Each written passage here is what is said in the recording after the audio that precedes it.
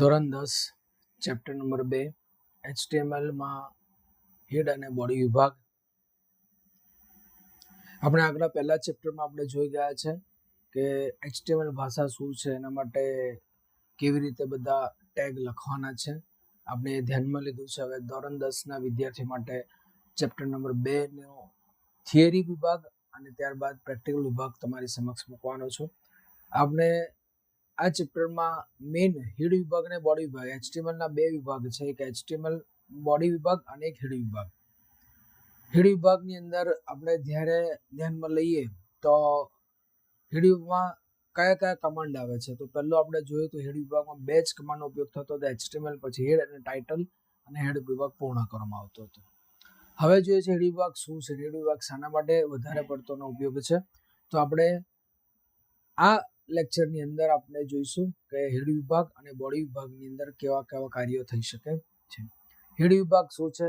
HTML કોઈ પણ દસ્તાવેજ, બરાબર છે, દસ્તાવેજ HTML દસ્તાવેજના હેડ અને બોડી વિભાગના નામે ઓળખાતા બે ભાગમાં વહેંચવામાં આવે છે. બે વિભાગમાં વહેંચાય છે. પહેલો વિભાગ છે બોડી વિભાગ અને એક વિભાગ છે હેડ વિભાગ. હેડ વિભાગને HTML દસ્તાવેજનો હેડ વિભાગ દસ્તાવેજ વિશેની જરૂરી માહિતી પ્રદાન કરે છે. એક માના ક્વેશ્ચનમાં અહીંયા પૂછાય, આપણે ધ્યાનમાં લેવાનું છે. હેડ વિભાગ અને બોડી વિભાગની અંદર જોઈએ તો શું વપરાય છે? દસ્તાવેજની માહિતી, જરૂરી માહિતી પ્રદાન કરે છે. હેડ વિભાગમાં લખાણને હેડ અને /હેડ નામના બે ટેગની વચ્ચે લખવામાં આવે છે. એક માનો ક્વેશ્ચન પૂછાય તો આપણે યાદ રાખવાનું છે. હેડ વિભાગની અંદર હેડ અને /હેડ વિભાગની અંદર લખવામાં આવે છે. આ બંને ટેગ અને તેની વચ્ચેના લખાણને હેડ એલિમેન્ટ્સ તરીકે ઓળખવામાં આવે છે. હેડ એલિમેન્ટ્સ તરીકે ઓળખાય છે. ધોરણ 10 ના વિદ્યાર્થીઓ ખાસ આ વિડીયોને લાઈક કરે, સબસ્ક્રાઇબ કરે અને આપના વિદ્યાર્થી સુધી મોકલજો, તમારા ફ્રેન્ડ સર્કલમાં મોકલજો. સબસ્ક્રાઇબ ખાસ કરજો, ઘણા બધા વિદ્યાર્થીઓ જોવે છે ખરા વિડીયો, સબસ્ક્રાઇબ કરવાનો છે. શ્રીજી કોમ્પ્યુટર ક્લાસીસ તરફથી તમારે 9મા ધોરણ બાદ જે રિઝલ્ટ આવે બાદ તરત જ ક્લાસ ચાલુ થઈ જશે, એ ધ્યાનમાં લેવાનું. હેડ વિભાગમાં સમાવી શકાતી પ્રથમ જરૂરી બાબત શીર્ષક. અહીં એ ખાસ નોંધવું જોઈએ કે આ શીર્ષક વેબપેજના લખાણ તરીકે દર્શાવાય નહીં. તે આ માત્ર વેબપેજને દર્શાવતી બ્રાઉઝર વિન્ડોના શીર્ષક તરીકે દર્શાવાય છે. મતલબ ટાઇટલ વિભાગનો ઉપયોગ શું છે? બ્રાઉઝર વિન્ડોના ટાઇટલ તરીકે, મતલબ કે શીર્ષક તરીકે. એટલે હેડ વિભાગમાં કોઈ પણ ટેગનો ઉપયોગ કરે છે, એનું આઉટપુટ તમને બ્રાઉઝર વિન્ડોની અંદર જોવા મળશે નહીં, પરંતુ બ્રાઉઝર વિન્ડોના ટાઇટલ બારમાં એનું જોવા મળે છે અને શીર્ષક તરીકે જોવા મળે છે, એને વિશેષ જોવા મળે. એમ જ ઘણા બધા હેડ વિભાગનો ઉપયોગ શું છે આપણે આગળ સમજીએ છીએ. એ પણ ખાસ નોંધવું જોઈએ કે હેડ વિભાગમાં શીર્ષક લખવામાં ન આવ્યું હોય તો મોટાભાગના બ્રાઉઝર દ્વારા બ્રાઉઝર વિન્ડોના શીર્ષક તરીકે URL, પથ અથવા તો ફાઇલનું નામ દર્શાવાય છે. મોટાભાગના બ્રાઉઝરમાં URL હેડ વિભાગમાં શીર્ષક લખવામાં ન આવ્યું હોય તો સંપૂર્ણ એ માહિતી જે ફાઇલ છે એ ફાઇલની આખી તમને શું જોવા મળે? URL જોવા મળે. URL એટલે એડ્રેસ જોવા મળે છે. વધુમાં ટાઇટલ ટેગનો ના અંતે અંત પૂરો થતો ટેગ લગાડવાનું ન ભૂલવું જોઈએ. જો અંત ટેગ લખવાનું ભૂલી જવાશે તો આ લખાણને શીર્ષક માની લેવામાં આવે છે. મતલબ હેડ વિભાગમાં જ્યારે તમે હેડ વિભાગને પૂર્ણ કરવાનું ભૂલી જાઓ અથવા ટાઇટલ વિભાગને પૂર્ણ કરવાનું ભૂલી જાઓ તો સમગ્ર લખાણને ટાઇટલ તરીકે લઈ લે છે, માટે તમને આઉટપુટ જોવા મળશે નહીં. આ ધ્યાનમાં લેવાનું છે, આપણે ચેપ્ટરની અંદર ધ્યાનમાં લેવાનું. ઓકે. ત્યારબાદ જોઈએ છે કે જો અંત ટેગ લખવાનું ભૂલી જવાય તો હવે આ લખાણને શીર્ષક માની લેવામાં આવે છે અને કદાચ તેનું આ બંને HTML ટેગના બ્રાઉઝર વિન્ડોમાં લખવામાં ન આવે તો. હેડ વિભાગમાં HTML દસ્તાવેજ અને લખાણ બાબતે કેટલીક વધારાની માહિતી પણ આવે છે. વધારાની માહિતી આપતા ટેગને મેટા ટેગ તરીકે ઓળખવામાં આવે છે. વધારાની માહિતી અપાય છે એ ટેગને શું કહેવાય છે? મેટા ટેગ તરીકે ઓળખાય છે. દરેક વિદ્યાર્થી મિત્રો આ વિડીયોને લાઈક કરે, સબસ્ક્રાઇબ કરે, આપણા મિત્રો સુધી પહોંચાડજો. દરેક શિક્ષક મિત્રોને પણ વિનંતી છે, ધોરણ 10ના નવા નિયમ પ્રમાણે જે કંઈ ફેરફાર આવશે બુક્સમાં એ તમને જણાવવામાં આવશે. વિદ્યાર્થી મિત્રો, કોમ્પ્યુટર સબ્જેક્ટ ખૂબ જ ઉપયોગી છે. દરેક ફિલ્ડમાં કોમ્પ્યુટર સબ્જેક્ટની જરૂર છે, માટે એની તરફ ધ્યાન આપવા માટે જ તમને આ વિડીયો માધ્યમ દ્વારા પરફેક્ટલી પ્રેક્ટિકલ અને થિયરી બેઝ બંને વસ્તુ ક્લિયર કરવામાં આવશે. શ્રીજી કોમ્પ્યુટર ક્લાસીસ માંજલપુરમાં છે, ત્યાં આગળ સરસ્વતી કોમ્પ્લેક્સની સામે એક વખત ક્લાસની મુલાકાત લો. સજન ફ્લેટ 136 નંબર છે, ત્યાં કોન્ટેક્ટ કરી અને આપ ક્લાસીસ પણ ઓફલાઈન જોઈન કરી શકો છો, એ વિનંતી છે આપણી. તો દસ્તાવેજની માહિતી એડ વિભાગમાં HTML દસ્તાવેજ અને લખાણ બાબતે કેટલીક વધારાની માહિતી પણ આવે છે. વધારાની માહિતી આપતા ટેગને મેટા ટેગ તરીકે ઓળખવામાં આવે છે. મેટા ટેગનો ઉપયોગ મોટે ભાગે બ્રાઉઝર, સર્ચ એન્જિન ને સંબંધિત માહિતી સંગ્રહવા માટે થાય છે. એક માર્કના ક્વેશ્ચનમાં પૂછાય, આપણે ધ્યાનમાં લેવાનું. સર્ચ એન્જિન માહિતી, કઈ માહિતી છે? અહીંયા આગળ સર્ચ એન્જિન, અહીંયા પણ તમને દર્શાવવામાં આવે છે, ધ્યાનમાં લેજો કે HTML દસ્તાવેજમાં માહિતી છે સર્ચ એન્જિન તરીકે. સર્ચ એન્જિન સંબંધિત માહિતી. સર્ચ એન્જિન એટલે શું? કે તમારે કોઈ પણ વસ્તુ સંબંધિત માહિતી જોવી છે તો તમે બ્રાઉઝરનો ઉપયોગ કરી અને કોઈ પણ સબ્જેક્ટ પર, કોઈ પણ વિષય પર તમે જોઈ શકાય છે. એમાંથી તમને ડેટા મેળવી શકો છો, વેબસાઇટમાંથી ડેટા મેળવી શકો છો. તો આ માટે સર્ચ એન્જિન તરીકે માહિતી સંગ્રહ કરવા માટે થાય. યોગ્ય અને બંધ બેસતા મેટા ટેગનો ઉપયોગ વેબપેજની પ્રકૃતિ વર્ણવે છે અને સર્ચ એન્જિન દ્વારા વેબપેજને અસરકારક રીતે શોધવાનું સરળ બનાવે છે. મતલબ કે મેટા ટેગનો ઉપયોગ શું છે? સર્ચ એન્જિન માટે ઉપયોગી લેવામાં આવે છે. એક માર્કના ક્વેશ્ચન આપણે પૂછાય, આપણે યાદ રાખવાનું છે. વર્ણન. મોટાભાગના સર્ચ એન્જિન ઉપયોગકર્તાને જ્યારે શોધનું પરિણામ રજૂ કરે છે ત્યારે તે વર્ણન દર્શાવે છે. આવા વર્ણનને અનુપસ્થિતિમાં કિસ્સામાં સર્ચ એન્જિન માત્ર શરૂઆતના શબ્દો, થોડાક શબ્દો દર્શાવશે અને મેટા ટેગ એટલે ડિસ્ક્રિપ્શન ગુણધર્મ તરીકે જોવા મળે છે. તો મેટા ટેગનો ઉપયોગ શાના માટે થાય છે? ધ્યાનમાં લેવાનું.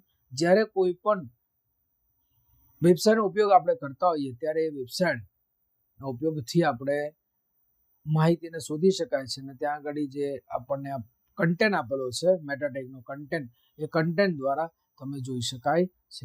મોટાભાગના સર્ચ એન્જિન ઉપયોગકર્તા સાથે શોધનું પરિણામ રજૂ કરશે ત્યારે તે વર્ણન દર્શાવશે. આવા વર્ણનની અનુપસ્થિતિમાં કિસ્સામાં સર્ચ એન્જિન માત્ર શરૂઆતના થોડાક શબ્દો દર્શાવે છે, જેને મેટા ટેગના ડિસ્ક્રિપ્શન ગુણધર્મ તરીકે જોવા મળે છે. ત્યાં આગળ એનો એક કીવર્ડ છે અથવા તો એનો આખી સિન્ટેક્સ છે. Meta name description content about rainbow and it's a colour. હવે તમે જે કંઈ સબ્જેક્ટના આધાર પર વેબસાઇટ બનાવીએ એ વેબસાઇટને આપણે નામ આપી શકીએ છીએ, કન્ટેન્ટ તરીકે નામ આપી શકાય છે. હવે અબાઉટ રેમ્બો બનાવી છે, ત્યાં અબાઉટ રેમ્બો આપી શકાય અને ચાવીરૂપ કોઈ પણ શબ્દ આપી શકાય છે. ત્યારબાદ જોઈએ આપણે ચાવીરૂપ શબ્દો. બરાબર, ચાવીરૂપ શબ્દ શું છે એ જોઈએ. ચાવીરૂપ શબ્દોની અંદર જોઈએ તો મેટા ટેગના આપવામાં આવેલા ચાવીરૂપ શબ્દો સર્ચ એન્જિન દ્વારા ઉપયોગમાં લેવાય છે. અગત્યની લાક્ષણિકતાઓ, નામ, વેબપેજનો ઉદ્દેશ અને અગત્યના મુદ્દા કીવર્ડ તરીકે રજૂ કરી શકાય. કીવર્ડ વર્ણનતા મેટા ટેગ ગુણધર્મોની નીચે મુજબ જોવા મળે છે. Meta tag name, keyword, content, Rambo, VIBG, Vayor. Vayor એટલે કે શોર્ટ ફોર્મ છે. Violet, Indigo, blue, green, yellow, orange, red. આ તમારા આપણે જે રેમ્બોની અંદર કલર જોવા મળે છે એનું શોર્ટ ફોર્મ છે, એ આપણે જોવા મળશે. આનું આઉટપુટ તમને બ્રાઉઝરમાં જોવા મળશે નહીં, પરંતુ આ સમજણ માટે મૂકવામાં આવે છે, ડિસ્ક્રિપ્શન માટે મૂકવામાં આવેલા ટેગ છે. એક માર્કના ક્વેશ્ચનમાં પૂછાય. આવા જે મેટા ટેગ છે હંમેશા ડિસ્ક્રિપ્શન માટે મુકાય છે, તો નાની નાની સમજણો દર્શાવવા માટે મુકાતા હોય છે. યાદ રાખવાનું આપણે. લેખક તરીકે નીચેના મેટા ટેગ, બરાબર છે, મેટા ટેગનો ઉપયોગ શાના માટે થાય છે? લેખક.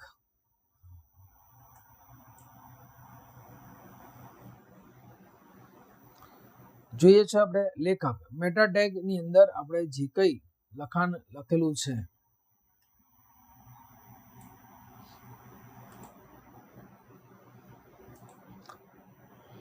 પેજ ટર્ન ઓફ, બરાબર. મેટા ટેગ ની અંદર આપણે જોઈશું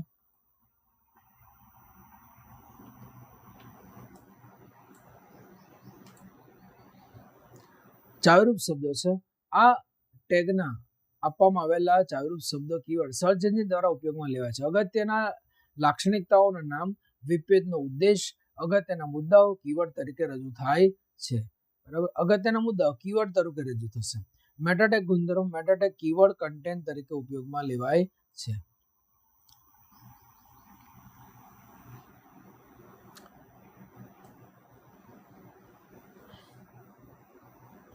ત્યારબાદ જોઈએ મેટા ટેગની અંદર keyword meta tag name, keyword, content, rainbow, વાઇબ્ય, લેખક નીચેના ગુણધર્મો વિપિના સર્જકે લેખન વિશે માહિતી દર્શાવે.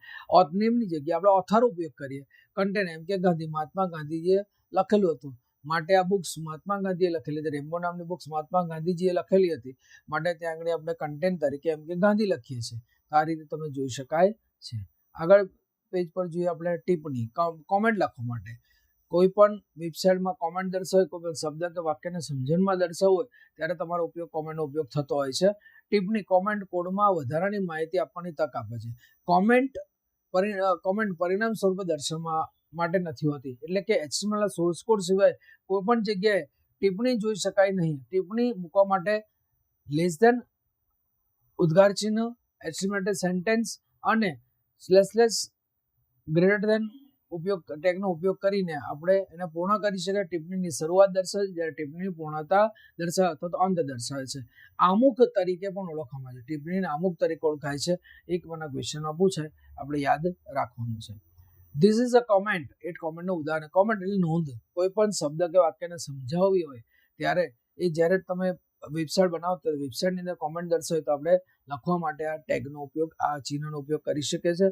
લેસ ધેન, ઉદ્ગાર ચિહ્ન, ડેશ ગ્રેટર ધેન ઉપયોગ કરીને કોમેન્ટ દર્શાવી શકાય છે. અન્ય મેટા ટેગ, એવા પણ કેટલાક મેટા ટેગ છે જે ગુણધર્મને અમુક સેકન્ડ પછી URL ને લઈ આવવાનું કહે છે અથવા તો તેને કહી દે છે કે પાનામાં ન આવવા જોઈએ. તેનું ઉદાહરણ દર 5 સેકન્ડ પછી વેબપેજ પુનઃ લાવી રિલોડ વેબપેજ રિફ્રેશ કરે છે. મતલબ આ જ્યારે ટેગ મૂકે છે meta HTTP equity environment refresh content 5 second પછી ઓટોમેટિકલી તમે જે કંઈ કોડિંગમાં ઉમેરો ટેગ છે એનું ટેગનું આઉટપુટ બ્રાઉઝર તમને 5 સેકન્ડ પછી જોવા મળે છે. મતલબ ઓટોમેટિકલી આવી જાય છે અને રિફ્રેશ ટેગ તરીકે ઓળખાય છે.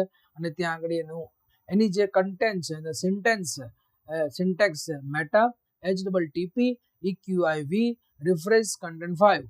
ઉદાહરણ તરીકે નીચેનું ઉદાહરણ http://test.com આપ્યું હોય, સર્વરનું નામ, આપણે સર્વરનું નામ જે કંઈ બીજું આપ્યું હોય આપણે આપી શકાય છે. આ થિયરી બેઝ છે.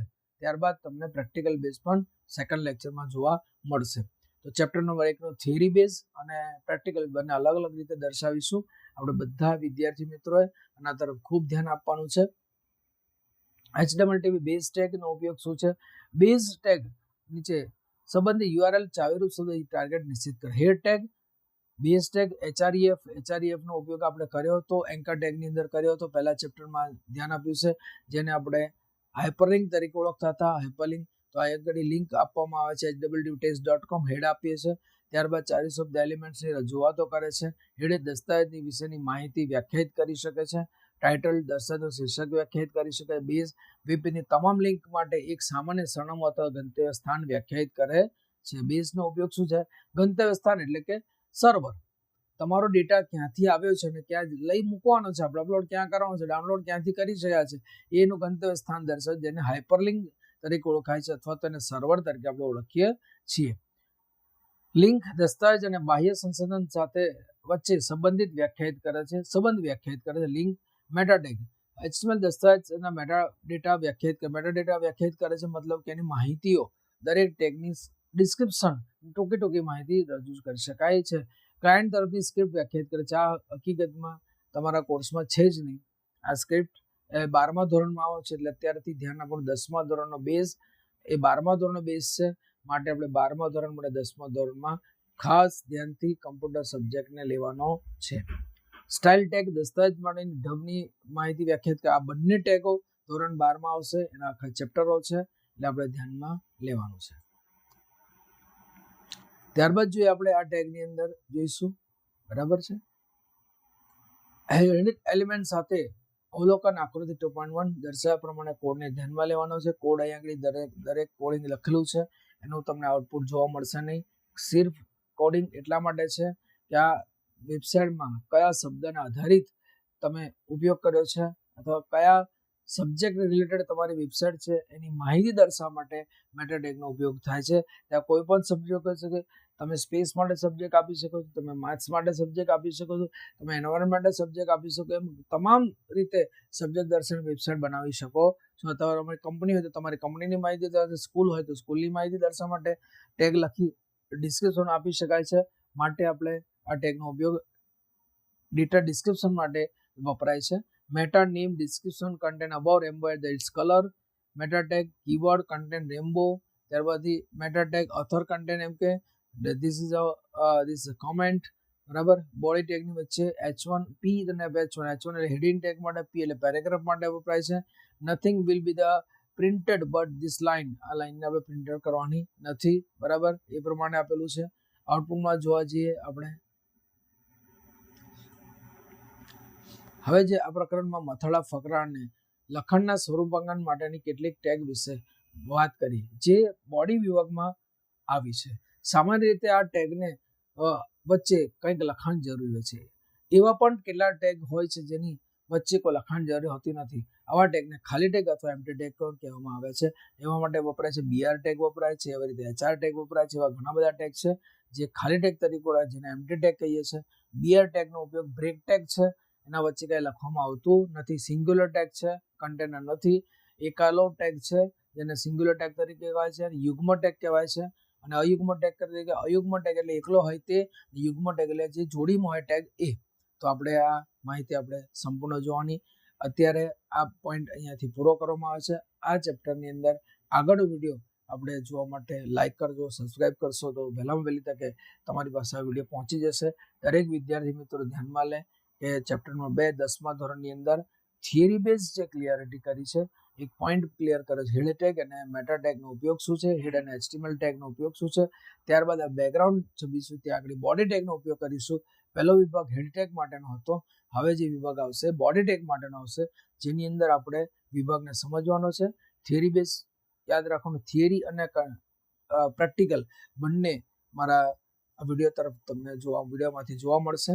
તો આપ સૌ વિનંતી છે કે સબસ્ક્રાઇબ કરજો, ખાસ સબસ્ક્રાઇબ કરો અને આપણે આ માર્ક્સને ગ્રેડેશન આપો. કમ્પ્યુટર સબ્જેક્ટ હંમેશા કમ્પ્યુટર સબ્જેક્ટ એ ખૂબ જ જરૂરી સબ્જેક્ટ છે આપણી લાઈફમાં. સ્કિલ બેઝ કામ કરે છે, ટેકનિકલી બેઝ કામ કરે છે. જે કમ્પ્યુટરની જરૂર હોય છે, આજના વિદ્યાર્થીઓ એને સિરિયસલી લેતા નથી. તો આ સબ્જેક્ટને સિરિયસલી લેવો અને સિરિયસલી ક્લાસીસમાં જઈ અને મારી પાસે ભણવા માટે આવી શકો છો. મારો નંબર છે 9879526621. છેલ્લો વાક્ય કહું છું તમને કે દરેક વિદ્યાર્થી અને વાલી મિત્રો યાદ રાખે, કમ્પ્યુટર સબ્જેક્ટ ખૂબ જ ઉપયોગી છે. માટે તમારા બાળકને વેકેશન બેચ કરાવવા કરતાં કન્ટિન્યુઅસ આખા વર્ષની બેચમાં એનું એડમિશન કરાવો. અને તમે આ વિડીયોને લાઈક કરજો, સબસ્ક્રાઇબ કરતા રહેજો. આગળના વિભાગનો ચેપ્ટર નંબર 2નો મારો બીજો વિડીયોની રાહ જોતા રહેજો. સબસ્ક્રાઇબ કરજો, લાઈક કરજો અને તમે બધા જ આ વિડીયોને ધ્યાનથી જોજો. આમાંથી થિયરી બેઝ ખૂબ જ પૂછાય છે, આપણે યાદ રાખવું છે. Okay, next video.